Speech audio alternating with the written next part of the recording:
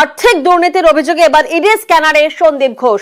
আরজি করে প্রাক্তন অধ্যক্ষের বেলেঘাটার বাড়িতে ইডির টিম পৌঁছে যায়। সিবিআই এফআইআর করার পরেই ইডির রাডারে এবার সন্দীপ ঘোষ। আর্থিক দুর্নীতির অভিযোগে এবার সাত সকালে সন্দীপ ঘোষের বাড়িতে পৌঁছে যান আধিকারিকরা। বেলেঘাটার বাড়িতে আধিকারিকরা পৌঁছন। প্রতিনিধি অমিত এই মুহূর্তে আমাদের সঙ্গে রয়েছে, সরাসরি অমিতের থেকে একবার জানার চেষ্টা করি। অমিত, সিবিআই এর গ্রেফতারির পর তাহলে আরো চাপে সন্দীপ ঘোষ।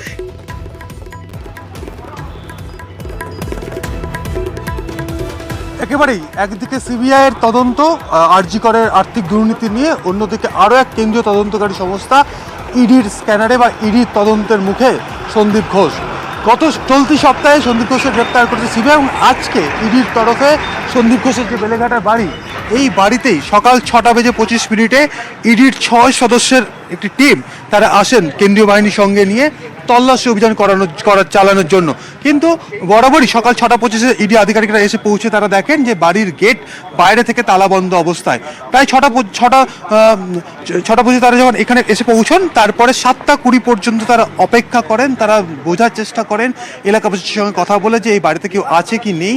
তারপরে তারা কিছু সময়ের জন্য তারা বেরিয়ে যান। প্রায় ঘন্টাখানেক পর আবারও জাস্ট মিনিট 5 আগে আবারও 6 সদস্যের টিম তারা এসছেন এবং তাদের পরবর্তী পদক্ষেপ হয় যেটা ইডি সূত্রে যেটা দাবি করা হচ্ছে যে পরিবারের সদস্যদের সঙ্গে যোগাযোগের একটা চেষ্টা করা হয়েছে এবং কিছুটা সময় লাগবে। তারা যেটা জানাচ্ছেন ইডি সূত্র থেকে যেটা দাবি করা হচ্ছে যে পরিবারের সদস্য এলে এই বাড়ি খুঁড়ে তল্লাশি অভিযান চালানো হবে ইডির তরফে।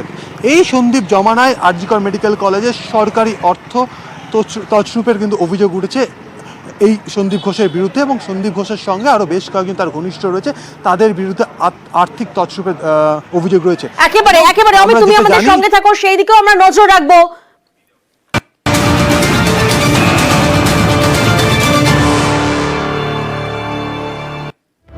শুধুই সন্দীপ ঘোষ নয়, আর্থিক দুর্নীতির অভিযোগে ইডি স্ক্যানারে এবার তার সাগরেদরাও। সাঁকরাইল, সেখানে বিপ্লব সিং এর বাড়িতে এনফোর্সমেন্টের হানা। আমরা জানি আগেই সিবিআই এর জালে আরজি করে প্রাক্তন অধ্যক্ষ ঘনিষ্ঠ সুদ সরবরাহকারী। আর হাওড়া, সেখানেও কিন্তু কৌশিক কোলের ডেরাতেও অভিযান এজেন্সির। সাত সকালে একদিকে যেমন আমরা দেখছি সন্দীপ ঘোষের বাড়িতে ইডির হানা, বেলেঘাটার বাড়িতে ইডি স্ক্যানারে সন্দীপ ঘোষ, তখন অন্যদিকে সন্দীপ ঘোষ ঘনিষ্ঠ তার সাগরেদদের বাড়িতেও কিন্তু এনফোর্সমেন্টের হানা। প্রতিনিধি দেবাশিস এই মুহূর্তে আমাদের সঙ্গে রয়েছেন। দেবাশিস, ঠিক কি জানা যাচ্ছে, কি তথ্য আসছে? দেখো, আমরা জানি যে সন্দীপ ঘোষের সঙ্গে গ্রেপ্তার হয়েছিল তারই দুই সাক্ষাৎ বিপ্লব সিংহ এবং সুমন হাজরা। আমরা দেখেছিলাম যে প্রথমের দিকেই কিন্তু বিপ্লব সিংহের বাড়িতে সিবিআই হানা দেয়, পরবর্তীকালে সেদিনকার রাত্রিবেলায় সুমন হাজরার বাড়িতে যায়।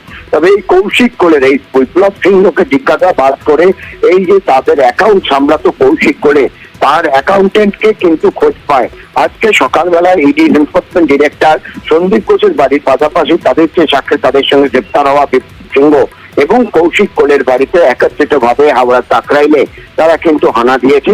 সকাল থেকেই সেখানে ইডি আধিকারিকরা তাদের বাড়িতে গিয়ে জিজ্ঞাসাবাদের পাশাপাশি বেশ কিছু ব্যাংকিং তথ্য সেগুলি কিন্তু খতিয়ে দেখছে।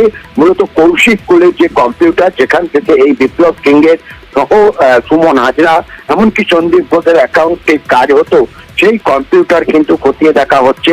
কার্যত জানা যেতে পারে, বলা যেতে পারে সাঁকরাইলের এই অঞ্চল অর্থাৎ পুরোপুরি কিন্তু এই মুহূর্তে নিরাপত্তার ব্যবস্থা নিয়েছে কেন্দ্রীয় বাহিনী। টিমের এই হানা চলছে। দেখো, মূলত বিপ্লব সিংহের বাড়িতে 4 সদস্যের একটি দল ঢুকেছে এবং এখনো পর্যন্ত ইডির আরো একটি দল, যেখানে 4 থেকে 5 জন সদস্যের একটি দল, তারা কিন্তু ঢুকেছে কৌশিক কোলের বাড়িতে। ফলে সুমন হাজরার বাড়িতে এখনো পর্যন্ত ইডির কোনো আধিকারিক সেখানে পৌঁছায়নি। আর যেটা মনে করা হচ্ছে যে আরো একটি ইডির দল তারা কিন্তু আসবে সুমন হাজরার বাড়িতে এবং তার হাজরা মেডিকেল, সেখানেও কিন্তু আজ এক মুহূর্তে হানা হতে পারে বা তল্লাশি হতে পারে। বেশ।